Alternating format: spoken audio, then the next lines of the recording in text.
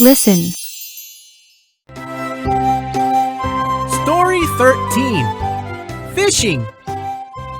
My uncle and I are fishing, but we are not catching any fish. Then a big bird appears high in the sky and makes a big dive into the water. When the bird comes out of the water, it has a big fish in its mouth. Wow, that was cool. What was that? I ask my uncle.